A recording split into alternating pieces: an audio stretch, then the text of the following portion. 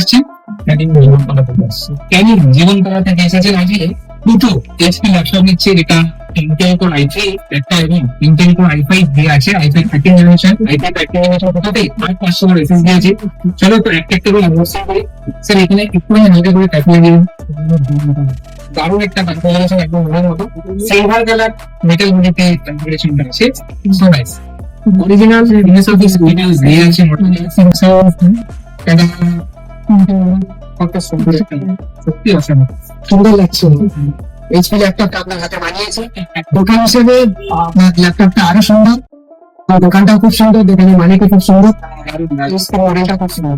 মধ্যমগ্রাম স্টেশনে নামবেন, নেমেই দেখতে পাবেন ইভিএম কম্পিউটার্স এর বড় শোরুম।